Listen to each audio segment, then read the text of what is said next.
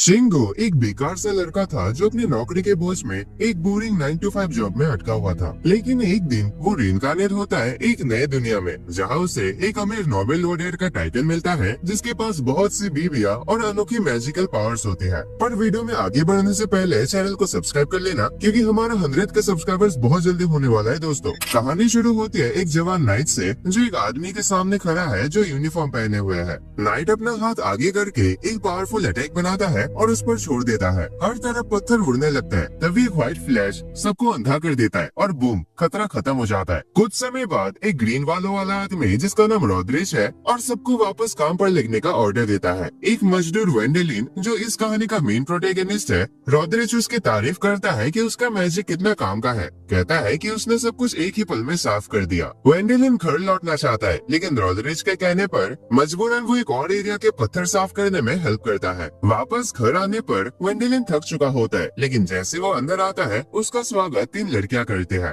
एक लड़की जिसका नाम एलिजा है उसके साथ बैठते हैं और तब हमें समझ आता है कि वेंडेलिन अपनी नजर सीधी क्यों नहीं कर पाता। एलिजा उसके सेहत को लेकर परेशान होते हैं क्योंकि वो हमेशा थका हुआ लगता है। वेंडेलिन बताता है कि रॉड्रिच ने आज भी उसे ज्यादा काम करा दिया। 3 लड़कियां लीना, लुइस और वेल्मो अपना गुस्सा दिखाती है कि वेंडेलिन का रिलेशन रॉड्रिच के साथ ठीक नहीं है और वो उसे एक नौकर की तरह ट्रीट करता है। लेकिन वेंडेलिन वैसे भी अपने आप को एक ऑफिस वर्कर ही समझता है। वेंडेलिन जल्दी से उठकर अपने कपड़े बदलने चला जाता है और तभी हम उसके पिछले जीवन को देखते हैं, 10 साल पहले का, जब उसकी जिंदगी एक नरक बन चुकी थी। एक दिन वो हर रोज की तरह थककर घर लौटा है और सोफे पर थोड़ा आराम करता है, लेकिन अचानक उसकी आँख खुलती है और वो अपने आप को उठने पर मजबूर करता है। वो एक अच्छा सा डिनर बना लेता है, लेकिन जैसे ही वो उसको खाने निकलता है उसके होश खोने लगते हैं और कुछ अजीब सा फील होता है। जब शिंगो जागता है तो सोचता है कि उसका डिनर कहाँ गया और उसके सामने ये अजीब सा खाना क्यों है जो उसने कभी नहीं देखा। जब वो ग्लास उठाता है तो उसे अपना हाथ एक बच्चे जैसा लगता है। वो एक प्लेट उठाता है अपना रिफ्लेक्शन देखने के लिए और उसे समझ आता है कि वो वाकई एक बच्चा बन गया है। वो अपने आसपास देखता है और हैरान हो जाता है क्योंकि वो एक आलीशान महल में होता है। थोड़ा और सोचने के बाद उसे समझ आता है कि वो किसी रॉयल शादी में है। बेचारा वेंडेलिन अपने किस्मत पर यकीन नहीं कर पाता और सोचता है कि ये शादी एक सपना ही है, इसीलिए वो अपनी आंखें बंद करके दोबारा सो जाने की कोशिश करता है। लेकिन कुछ समय बाद उसका फादर आता है और गुस्से में पूछता है कि ये क्या बकवास है, ऐसे वक्त में वो सो क्यों रहा है। वो छोटे वेंडेलिन को ले जाता है ताकि उसे कुछ इम्पोर्टेंट मेहमानों से मिलवा सके, लेकिन नई जिंदगी में आने की वजह से वेंडेलिन को अपना खुद का नाम तक नहीं पता था, इसीलिए वो उन्हें अपना नाम नहीं बता पाया, जिससे उसके फादर को शर्मिंदा होना पड़ा। खुशकिस्मती से उसका बड़ा भाई एरिक सही वक्त पर वहाँ आ जाता है और सबका ध्यान अपनी तरफ खींच लेता है। वो सबका शुक्रिया अदा करता है यहाँ आने के लिए, अपनी तरफ से और वेंडेलिन की तरफ से भी। पता चलता है कि ये शादी एक्चुअली उनके बड़े भाई कर्ट की है, जो एक एम्परर की बेटी से शादी कर रहा है। अपने स्पीच के बाद एरिक छोटे वेंडेलिन के पास बैठ जाता है और कहता है कि उनके फादर को जरूर सुकून मिला होगा कि एक नोबेल की बेटी उनके परिवार में शादी करके आई है। वेंडेलिन पूछता है कि क्या इसका मतलब है कि अब वो लोग भी नोबेल्स बन गए हैं। एरिक समझाता है कि वो लोग बामिस्टर है, एक रेस्पेक्टेड फैमिली, इसीलिए वो लोग वैसे भी नोबेल फैमिली का हिस्सा है। ये सुनकर वेंडेलिन हैरान रह जाता है क्योंकि सिर्फ 5 मिनट पहले वो एक आम आदमी था जो अपनी बोरिंग जिंदगी से परेशान था। अब वो अपने आसपास देखता है और सोचता है कि ये कितने बड़े लोग होंगे जो ऐसे शानदार सेरेमनी कर सकते हैं। फिर वो सामने रखे उस टेस्टी खाने का मजा लेता है, लेकिन अगले दिन ब्रेकफास्ट पर उसका भ्रम टूट जाता है जब उसे खाना मिलता है सूखी रोटी और ऐसा सूप जो पानी जैसा लगता है, असल में पानी ही है। वेंडेलिन इधर उधर देखता है और महसूस करता है कि ये जगह तो एक खंडर से भी खराब है। ब्रेकफास्ट के बाद वो एरिक को ढूंढता है ताकि उससे पूछ सके कि ये सब क्या हो रहा है। वो एरिक से कहता है कि उसे समझ नहीं आ रहा कि कल रात उन्होंने इतनी बड़ी पार्टी रखी और आज उन्हें इतना गरीब जैसा खाना क्यों मिल रहा है। एरिक समझाता है कि वो सब सिर्फ दिखावा था मेहमानों के लिए, लेकिन असल में तो उनकी हालत इतनी खराब है कि गरीबी भी शर्मा जाए। फिर भी वो कहता है कि अपनी फैमिली की नोबेल सम्मान को मेंटेन करना पड़ता है सामने वालों के लिए, वरना उनकी इज्जत गिर जाती है। अब दोबारा रोटी और पानी का खाना शुरू हो गया है। उस वक्त वेंडेलिन सोचता है कि शायद वो अपनी पिछली जिंदगी में ही ज्यादा अच्छा था और उसे और ज्यादा बुरा तब लगता है जब उसे पता चलता है कि वो 8वां बेटा है, इसीलिए उसे बहुत कम फायदा होगा। बाद में वेंडेलिन एक मैप देखता है जिसमें लिखा होता है कि वो हेलमेट किंगडम में रहते हैं जिसका पॉपुलेशन 1 मिलियन है, लेकिन ध्यान से देखने पर उसे समझ आता है कि वो बॉमिस्टर कैपिटल में रहते हैं जिसका पॉपुलेशन सिर्फ 800 है, पूरे किंगडम का सबसे छोटा हिस्सा। वेंडेलिन अपने आसपास के इलाके को देखता है और सोचता है कि उसकी जिंदगी बिल्कुल बर्बाद हो गई है, लेकिन जब उसे लगता है कि अब इससे ज्यादा बुरा क्या हो सकता है, तब उसे पता चलता है कि उसका भाई एरिक अपने दो बड़े भाइयों के साथ घर छोड़कर जा रहा है। पता चलता है कि उन्होंने डिसाइड किया है कि जैसे कर्ट की शादी हो जाए वो सब घर छोड़ देंगे, क्योंकि 8 भाइयों में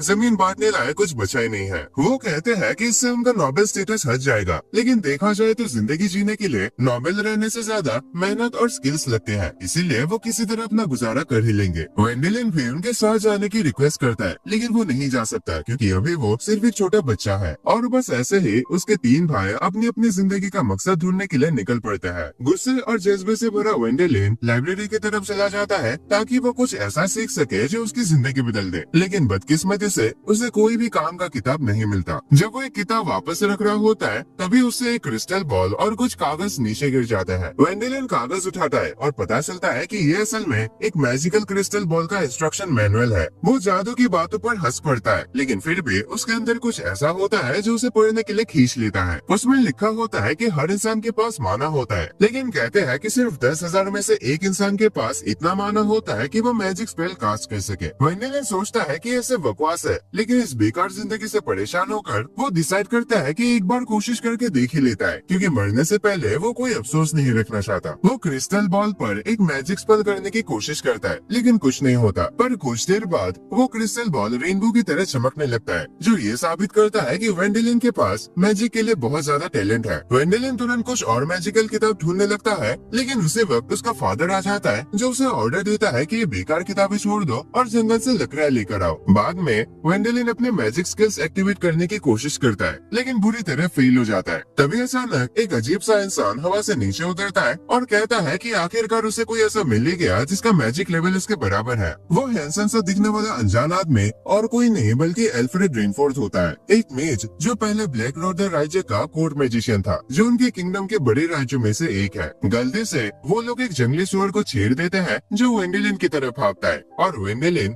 डर के मारे लगभग अपने पैंट गीली कर देता है। वेंडेलिन भागने लगता है, लेकिन एल्फ्रेड उसे पकड़कर सुअर का सामना करवाता है। जंगली सुअर उन पर हमला करता है और वेंडेलिन का डर और बढ़ जाता है, लेकिन जैसे ही सुअर पास आता है वेंडेलिन एक क्वीन स्पेल कास्ट कर देता है जो उसे पीछे धकेल देता है। एल्फ्रेड वेंडेलिन को उसका पहला मैजिक स्पेल यूज करने पर बधाई देता है, लेकिन अभी भी खतरा खत्म नहीं होता। वो जंगली लाल आंखों वाला सुअर दोबारा उन पर हमला करता है, पर एल्फ्रेड सिर्फ अपनी उंगली हिलाकर उसे उड़ा देता है, अपना कमाल का मैजिक दिखाते हुए। वेंडेलिन का मुंह खुला का खुला रह जाता है, और जब उसे लगता है कि अब वो और हैरान नहीं हो सकता, एल्फ्रेड एक और बड़ी बात बोलता है कि वेंडेलिन एक दिन उससे भी बड़ा मैजिशियन बनने के लिए पैदा हुआ है। बाद में वेंडेलिन अपने घर के दरवाजे से अंदर आता है, जहाँ उसके परिवार की हर रोज की भागदौड़ दिखाई देती है। बेचारा गरीब बच्चा एक कप गर्म पानी पीता है जिसे वो चाय कहता है। ये उसे एल्फ्रेड के साथ पहली मुलाकात की याद दिलाता है, जब उसने उसे सही में एक कप गर्म चाय दिया था, और वो हंसी से याद करता है कि कैसे उस मैजिशियन ने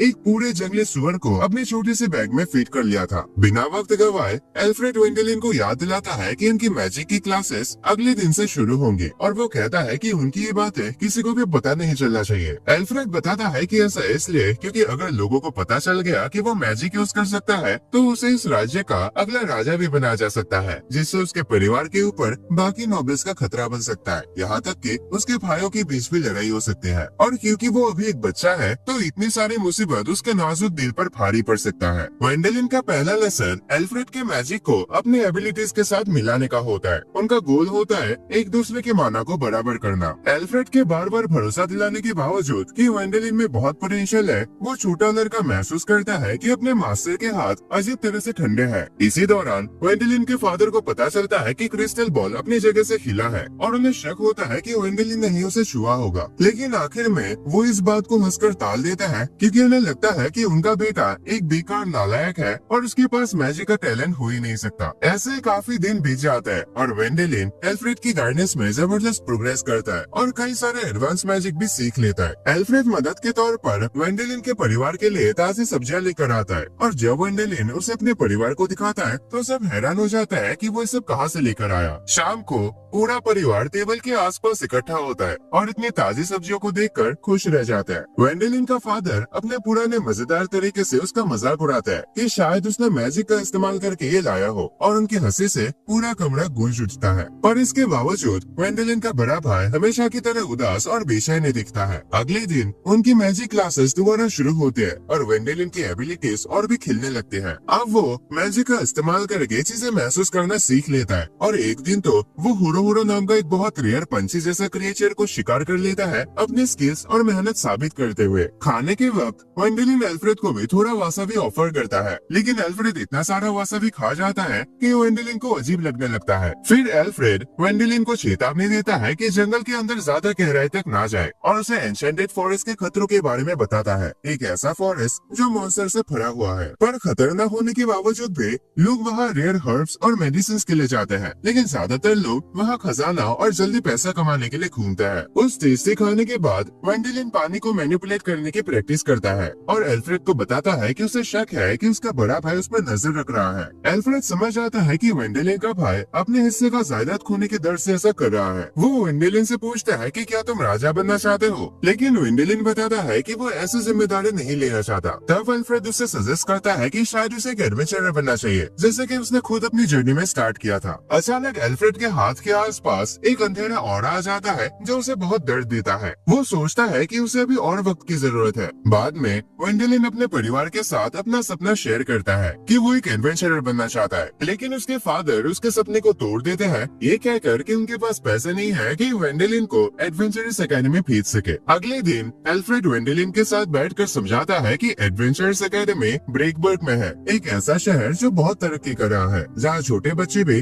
गिल्ड ज्वाइन करके अपना सामान बेचकर असली पैसा कमा सकता है। वेंडेलिन और भी ज्यादा एक्साइटेड हो जाता है जब उसे लगता है कि वो अपनी ट्यूशन के लिए खुद पैसा कमा पाएगा, लेकिन एडमिशन पाने के लिए उसे पहले कुछ ऐसे स्पेल सीखना पड़ेगा जिससे कि वो उस जगह तक पहुंच सके, यानी कि उड़ने वाला मैजिक या फिर टेलीपोर्टेशन मैजिक। इन दोनों में से किसी एक को मास्टर करना होगा। एल्फ्रेड स्पेल का एक झलक देता है, वेंडेलिन को आसमान में बहुत ऊंचा ले जाता है और उसे नीचे की दुनिया का होश उड़ा देने वाला नजारा दिखाता है। उसी रात एक भयंकर काला औरा दोबारा लौट आता है, एल्फ्रेड के पूरे शरीर को खेल लेता है और उसे बहुत दर्द देता है। अगली सुबह जब वो उड़ने वाले स्पेल का प्रैक्टिस कर रहे होते हैं, एल्फ्रेड वेंडेलिन को बताता है कि उनका ट्रेनिंग जल्दी ही समाप्त हो जाएगा। वेंडेलिन ने बहुत ही कमाल की प्रोग्रेस की है और अब वो अपनी जर्नी शुरू करने के लिए तैयार है। शाम को घर पर खाना खाते वक्त उनके फादर एक डरावनी कहानी सुनाते हैं, नजदीकी जंगल में व्हिस्परिंग डेड के बारे में। एक ऐसा अनडेड प्राणी जिसके पास अकल है। वो प्राणी है तो डेड बॉडी ही जो बहुत पहले मर चुके होते हैं, लेकिन उनकी अधूरी इच्छाओं की वजह से उनमें जान होती है। ऐसे जीव शुरुआत में तो अपने होश में रहते हैं, लेकिन अगर उन्हें शुद्ध नहीं किया गया तो वो बाद में ज़ॉम्बीज बनकर इंसानों पर हमला करते हैं। ये सुनकर वेंडेलिन को अचानक एहसास होता है कि एल्फ्रेड उन्हीं में से एक है, क्योंकि उसका शरीर भी एक डेड बॉडी की तरह ठंडा है। वो इतना सफेद है जैसे लगता है कि उसके अंदर खून ही नहीं है और यहाँ तक कि उसके सेंसेस भी नहीं है। इसी वजह से वो तुरंत उसे ढूंढने निकल पड़ता है। एल्फ्रेड वेंडेलिन को अपना सच बताता है। वो 5 साल पहले एक व्हिस्परिंग डेड बन गया था। उस वक्त पुराने राजा का सबसे बड़ा बेटा बीमार पड़ गया था, जिसके इलाज की तलाश में राजा एन्चेंटेड फॉरेस्ट गया। एल्फ्रेड उसके साथ बॉडीगार्ड के रूप में था, लेकिन उन पर 2000 मॉन्स्टर की सेना ने हमला कर दिया। थक कर और घायल होकर एल्फ्रेड गहरी पछतावा लेकर मर गया और वही पछतावा उसे एक व्हिस्परिंग डेड में बदल दिया। लेकिन ये प्राणी तभी मुक्त होते हैं जब उनकी इच्छा पूरी हो जाती है। एल्फ्रेड की इच्छा थी कि वो अपना जादू का ज्ञान आगे की जनरेशन को पास करे और ये मकसद उसने फाइनली पूरा कर लिया। अपनी आखिरी परीक्षा के रूप में एल्फ्रेड वेंडेलिन को कहता है कि वो होली मैजिक का यूज करे और उसे शुद्ध करके मुक्ति दे, ताकि उसका अस्तित्व समाप्त हो जाए। शुरुआत में वेंडेलिन तैयार नहीं होता, लेकिन आखिरकार वो अपने मास्टर की इच्छा का सम्मान करता है। डर के बावजूद वो अपने मास्टर के ऑर्डर्स को फॉलो करता है और उसे शुद्ध करता है, और देखते ही देखते एल्फ्रेड को मुक्ति मिल जाते हैं और वो गायब हो जाता है। साल गुजर जाता है और वेंडेलिन अब एक जवान लड़का बन चुका होता है। वो अपने मैजिकल एबिलिटीज और नए ज्ञान के साथ अपना घर छोड़ देता है। अपना सामान लेकर वो अपनी जर्नी शुरू करता है एक एडवेंचरर बनने के लिए। एडवेंचरस एकेडमी पहुंचकर वेंडेलिन उम्मीद से भरा होता है, नए दोस्तों से मिलने और अपनी नई यात्रा शुरू करने के लिए एक्साइटेड हो जाता है। एकेडमी में हर तरह के स्टूडेंट्स मौजूद है, कोई किसी नोबेल का बेटा है और कोई तो बहुत ही गरीब घर से, सब अपने अलग अलग मैजिकल टैलेंट्स दिखाते हुए।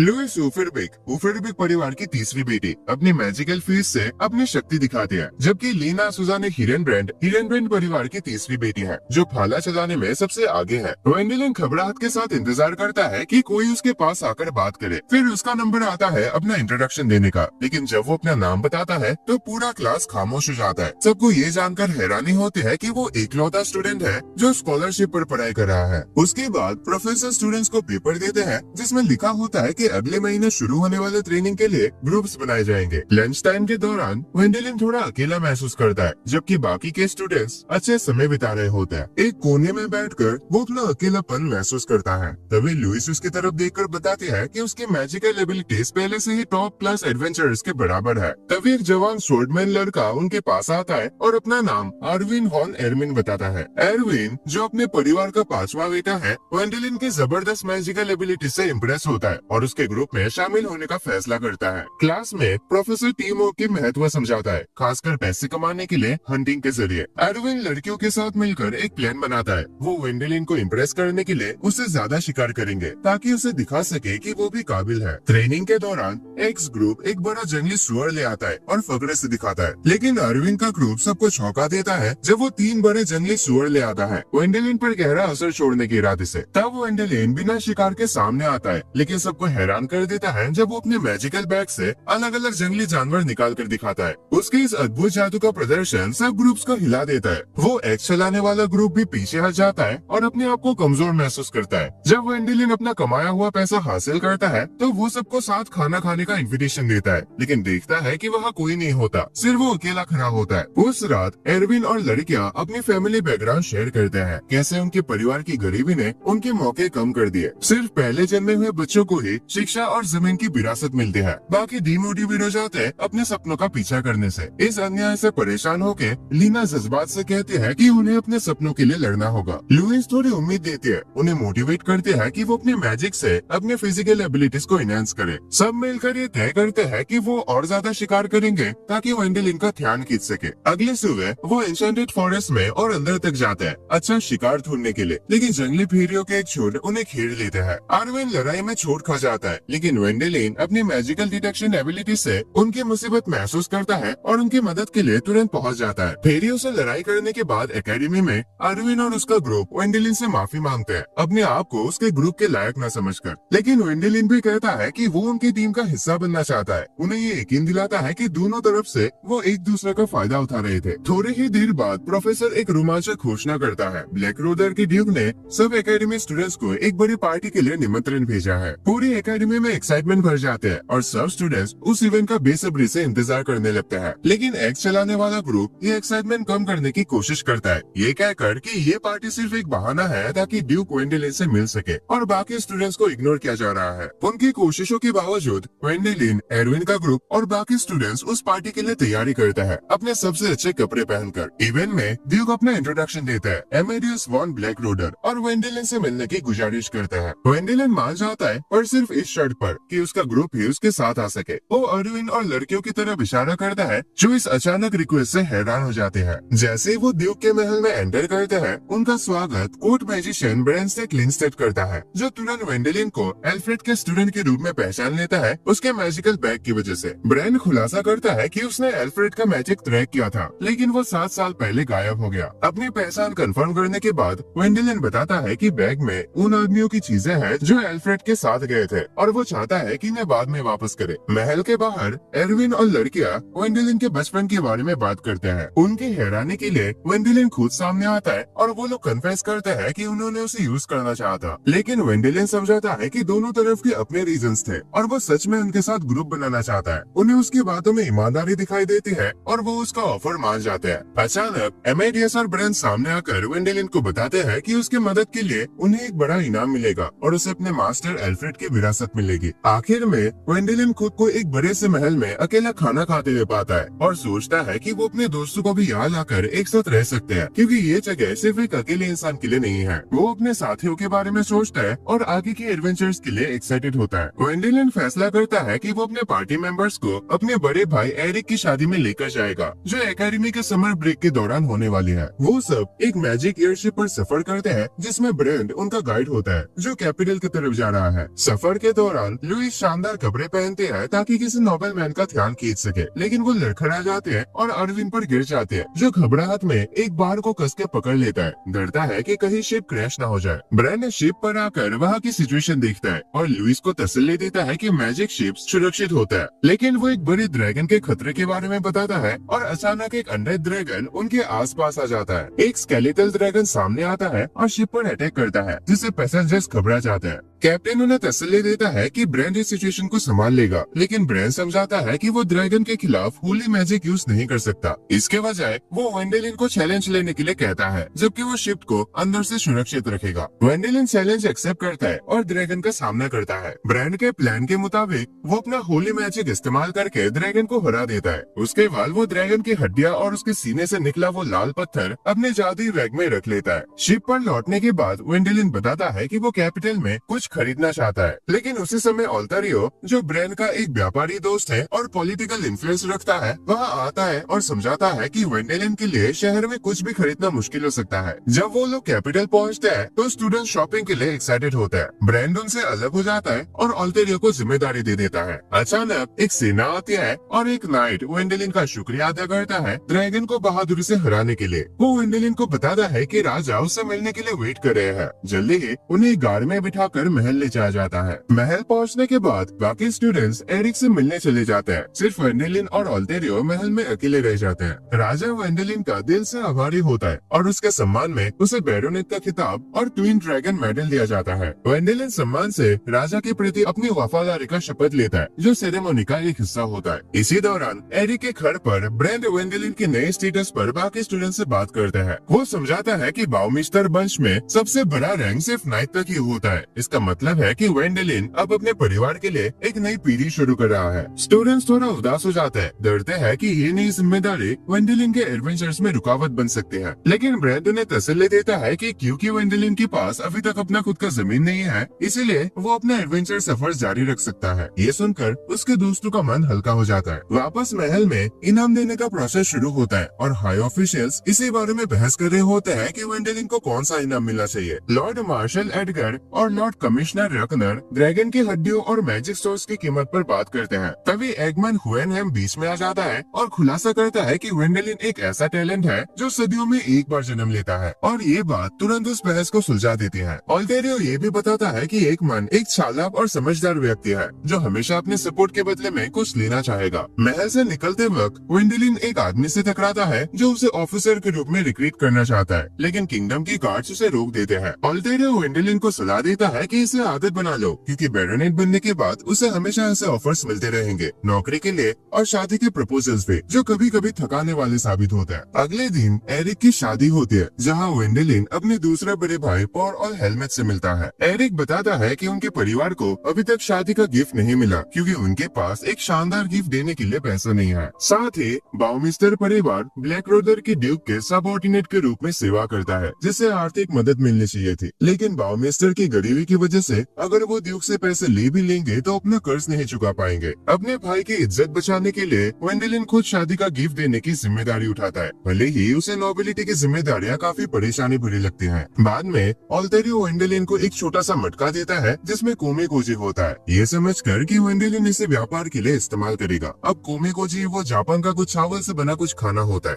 लेकिन वेंडेलिन सबको हैरान कर देता है उन्हें अपने घर टेलीपोर्ट करके, और बताता है कि ये अब उनका नया घर होगा। वहाँ वो उन्हें सिखाता है कैसे मिसो बनाते हैं कोजी का इस्तेमाल करके। जब सब लोग इस टेस्टी मिसो का मजा लेते हैं तो वेंडेलिन अपने ऑफिस वर्कर वाले दिन याद करता है। दिन के अंत में वेंडेलिन खुशी से अपने परिवार और दोस्तों की सेवा करता है और टेस्टी खाना खाता है। सीन चेंज होता है और कार्डिनल होएनहेम अपनी पोती एलिजा को बुलाता है और उसे बताता है कि उसने उसके हस्बैंड को चुन लिया है। सर्च सेरेमनी के बाद कार्डिनल होएनहेम वेंडेलिन को इनवाइट करता है और वेंडेलिन भी उनके लिए कुछ टॉफी ले जाता है शुक्रिया के तौर पर। तब एलिजा, कार्डिनल की पोती, वहाँ आती है और अपना इंट्रोडक्शन देते हैं। वेंडेलिन उसके मैजिक एबिलिटीज को महसूस करता है, खासकर उसके हीलिंग मैजिक को, जिस वजह से शहर के लोग उसे सेंट कहकर बुलाते हैं। तभी कार्डिनल उसे अपनी इच्छा बताता है कि वो एलिजा से शादी करे। ये भी बताता है कि उसके लिए ऑलरेडी कई सारे रिश्ते आए थे। वेंडेलिन मजाक में कहता है कि अगर उसे भी ऐसा रिश्ता मिल जाए तो मजा ही आ जाता, लेकिन कार्डिनल इसे गंभीरता से लेता है और तुरंत उनकी सगाई फिक्स कर देता है, अपनी चतुराई दिखाते हुए। बाद में कार्डिनल अपने बटलर से सगाई पर बात करता है और खुलासा करता है कि उसने पहले ही राजा की मंजूरी ले ली थी। वो वेंडेलिन के उस तोहफे के बारे में भी बात करता है जो उसने सर्च की तरक्की के लिए उन्हें दिया था, जो ये साबित करता है कि वेंडेलिन सिर्फ मैजिक एबिलिटीज में ही नहीं बल्कि हर एक चीज को अच्छे से सोचता है। इसी बीच वेंडेलिन जोकर के रूप में भेष बदलकर अपने दोस्तों को अपने सगाई की खबर देता है। उसे एहसास होता है कि नोबल्स के लिए रोमांटिक शादी जैसे कोई चीज नहीं होती और उनके बीच लव मैरिजेस बहुत कम होती है। उसके भाई की पत्नी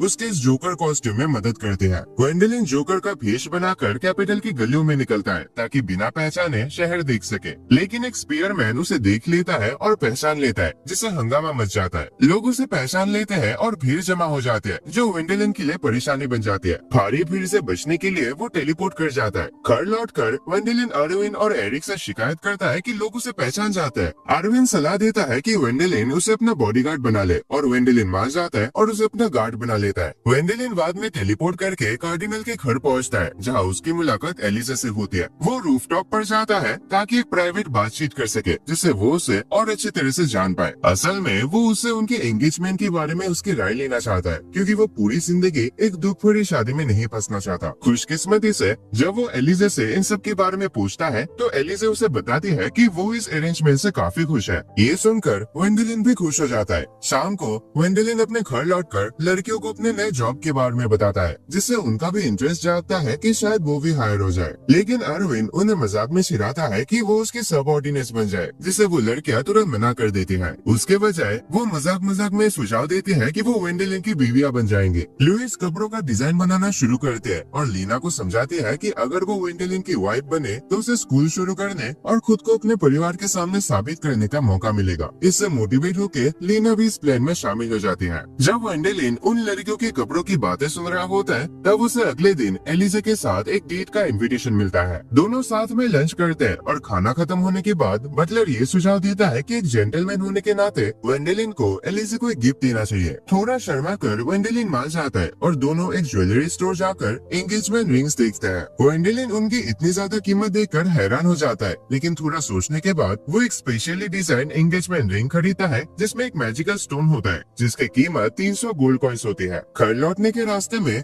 एलिजा सोचते हैं कि वेंडेलिन ने वो रिंग इसलिए चुने क्योंकि उसमें माना स्टोर करने की क्षमता है, लेकिन वेंडेलिन मजाक में कहता है कि उसने ये रिंग सिर्फ इसलिए चुने क्योंकि वो एलिजा के लिए परफेक्ट लगी। उसकी सच्चाई से इम्प्रेस होकर एलिजा बहुत खुश होते हैं। जब वेंडेलिन उस स्टोन में अपना माना भर देता है तो वो चमक उठता है और उसके अंदर एक यूनिवर्स दिखाई देता है। उधर कार्डिनल अपने बटलर से वेंडेलिन के बारे में राय मांगता है। सीधा साधा बटलर कहता है कि वेंडेलिन ने एलिसा को एक आम लड़की की तरह ट्रीट किया और उनके विचारों का अंदाजा लगाना मुश्किल है। दिन के अंत में वेंडेलिन, जो सही में एक खरजमाई जैसा लगता है, ये सोचता है कि आज का लंच सोया सॉस के साथ और बेहतर होता। उनके घर में लड़के अपने स्ट्रेटेजी डिस्कस करते हैं, जिसका नाम रखते हैं ऑपरेशन वाइट बनना, जिसे वो एकेडमी लौट कर दोबारा शुरू करने की प्लान बनाते हैं क्योंकि एलिजा अभी कैपिटल में है। इसी दौरान वहाँ एलिजा आती है और वेंडेलिन के बारे में उसके दोस्तों से पूछते हैं, जबकि वेंडेलिन को खुद राजा से एक नई ड्यूटी मिलती है। वेंडेलिन इसे एक छोटे नौकर जैसे काम के रूप में देखता है। दूसरी तरफ एक नाइट किंगडम की खराब सिचुएशन को समझाता है। सामान की कमी है, लेकिन उन्हें एक एशियन ड्रैगन का सामना करना ही पड़ेगा। सिर्फ मेजे से उस ड्रैगन की आग को झेल सकते हैं। उनके साथ आर्मस्ट्रांग भी होता है, जो पैलेस का मैजिशियन है, एक बड़ा मस्कुलर और जज्बाती मेज जो कसम खाता है कि वो एशियन ड्रैगन को तुरंत हरा देगा। वो सब लोग पाल्किने प्रेरी के बॉर्डर पर मिलिट्री कैंप तक उड़कर जाते हैं।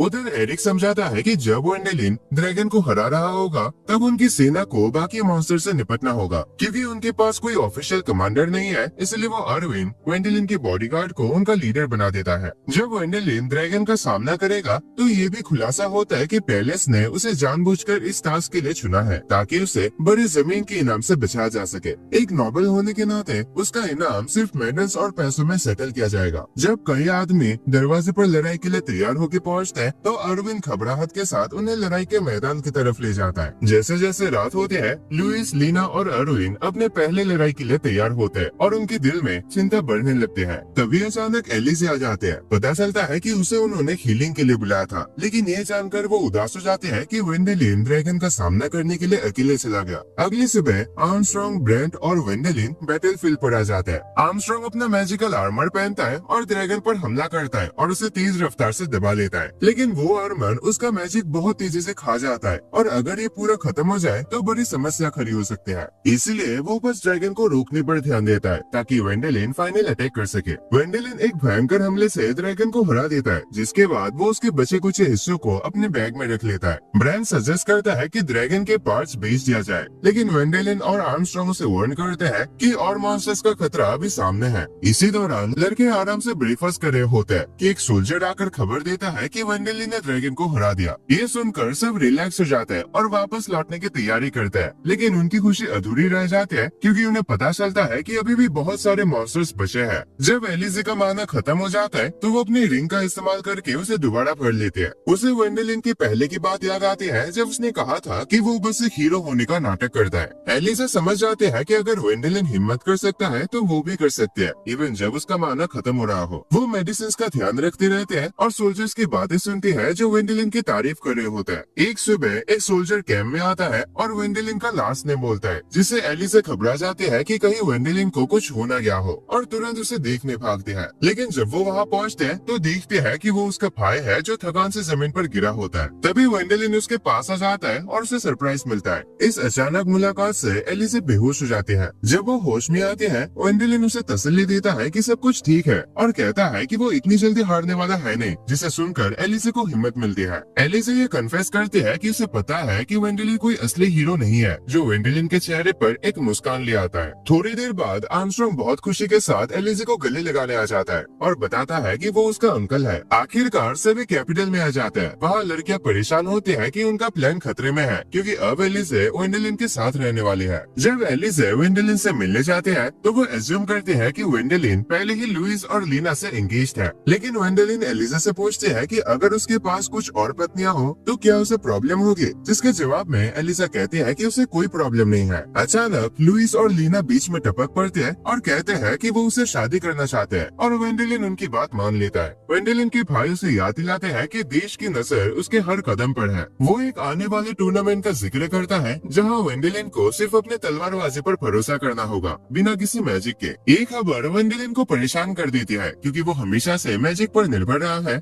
और बिना उसके लगभग वो बेकार हो जाता है। ट्रेनिंग सेशन के दौरान लड़के अपने मैजिक से अपनी ताकत बढ़ाकर अरविंद को हरा देते हैं, जो अपने हार से ओवर रिएक्ट करता है। तभी वो नोटिस करता है कि वेंडेलिन उनके ऊपर उड़ रहा है, और लीना मेंशन करते हैं कि उसकी कार्डिनल से मुलाकात हुई थी। बाद में ब्रैंडेक के साथ बातचीत में लड़के टूर्नामेंट के डिटेल्स डिस्कस करते हैं। ब्रैंडेक बताता है कि जीतना जरूरी है ताकि शर्मिंदगी ना हो। वो सजेस्ट करता है कि लड़के बिना मैजिक के प्रैक्टिस करे, और अरविंद समझता है कि उसे भी अपने आप को सुधारना होगा। डिनर के दौरान ब्रैंडेक की वार्निंग के बाद उन्हें पता चलता है कि वॉरेन, जो पहले टूर्नामेंट का विनर था, इस बार कम्पीट नहीं करेगा। वेंडेलिन को ये जानकर राहत मिलती है कि इसका असली मकसद है शर्मिंदगी से बचना। ब्रैंड ये भी शेयर करता है कि एलिसा उनके एडवेंचरर ग्रुप ज्वाइन करेगी, भले ही वो टूर्नामेंट में हिस्सा ना ले। लेकिन अरविंद थोड़ा परेशान हो जाता है, क्योंकि वो ग्रुप का एकलौता मेंबर है जिसके पास मैजिक नहीं है। और वो सबको हैरान कर देता है जब वो बताता है कि उसने फैसला कर लिया है कि वो टूर्नामेंट जीतेगा। अगली सुबह सब लोग बहुत ज्यादा हार्ड ट्रेनिंग करते हैं, और अरविंद खास तौर पर फोकस रहता है कि वो अपना एक अलग पहचान बना पाए। लंच ब्रेक के दौरान वेंडेलिन एक बड़ी बात बोलता है कि वॉरेन इस बार भी कम्पीट करेगा, क्योंकि राजा चाहता है कि वो जीते ताकि आगे की जनरेशन उसे एक इंस्पिरेशन की तरह ले सके। ये खबर अरविंद को और परेशान कर देता है, और वो वेंडेलिन से पूछता है कि अगर वो हार गया तो क्या उसे ग्रुप से निकाल दिया जाएगा। वेंडेलिन उसे तसल्ली देता है कि ऐसा कुछ नहीं होगा, और ये भी बताता है कि एलिजाबेथ चुप के ट्रेनिंग कर रही है, क्योंकि वो किसी को निराश नहीं करना चाहती। इस बात से अरविंद को ये समझ आता है कि जिनके पास मैजिक है वो भी घबराहट महसूस करता है।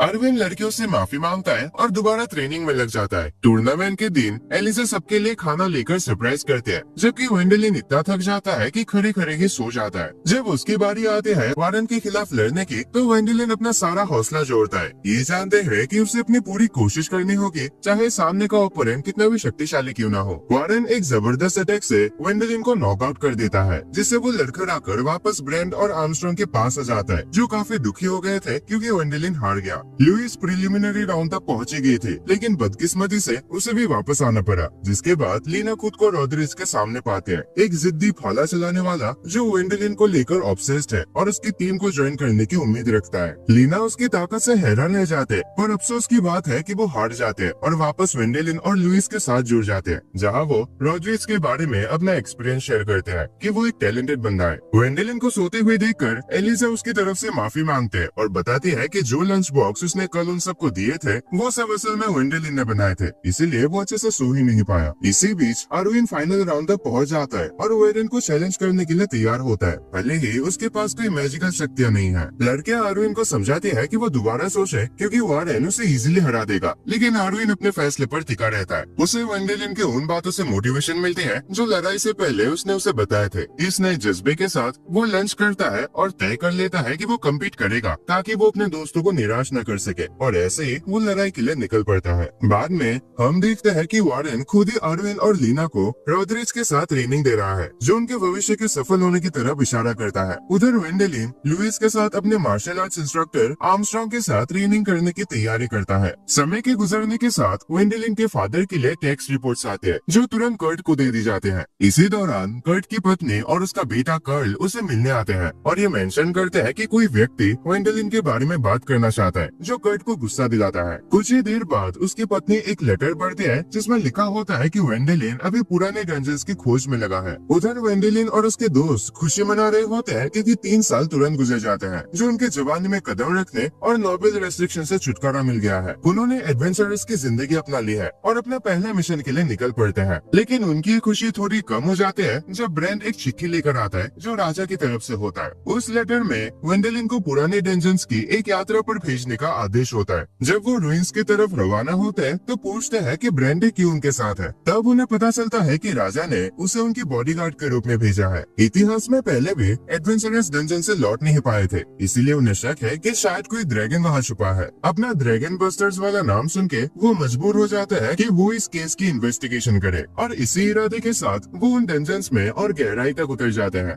बिना जाने समझे उन्होंने एक मैजिकल ट्रैप को एक्टिवेट कर दिया जो किसी ने एंशिएंट मैजिक का यूज करके लगाया था और वो टेलीपोर्ट हो जाते हैं। एक ही पल में वो अपने आप को डंजन्स के गहरे हिस्सों में पाते हैं और वहाँ एक बोर्ड होता है जिसमें लिखा होता है welcome to reverse hanging. Brand जो उनका गार्ड है इस सिचुएशन को समझने की कोशिश करता है। उन्हें इस मुश्किल और भयंकर डंजन के ऊपर की तरफ निकलना होगा। लुइस सजेस्ट करते हैं कि वो लोग वेंडेलिन के टेलीपोर्टेशन मैजिक का यूज कर सकते हैं, लेकिन इस पूरे जगह से अनजान होने की वजह से टेलीपोर्टेशन बेकार हो जाता है और उनके पास कोई और रास्ता नहीं बचता सिवाय मुश्किल चढ़ाई शुरू करने के। इतने बड़े बड़े सीढ़ियों से गुजरने के बाद वो एक अंधेरे से भरी गैलरी तक पहुँचते हैं जो एक बड़े से कमरे में खुलते हैं। ये कमरा पूरी तरह से गोलेम से भरा होता है, पत्थर के प्राचीन रक्षक जो जादू से जिंदा हो गए थे। जैसे ही पीछे का दरवाजा बंद होता है गोलेम सजाग उठता है और तुरंत उन पर हमला करना शुरू करता है। वेंडेलिन के कमान में ग्रुप बहादुरी से अपने रक्षा करता है क्योंकि उन्हें पता है कि वेंडेलिन बाकी के खतरों से उन्हें बचा लेगा। इस हंगामे के बीच उन्हें पहले के एडवेंचर्स की हड्डियां मिलती है, इस बात का संकेत देते हुए कि यहाँ कितने सारे खतरनाक और जानलेवा ट्रैप्स है।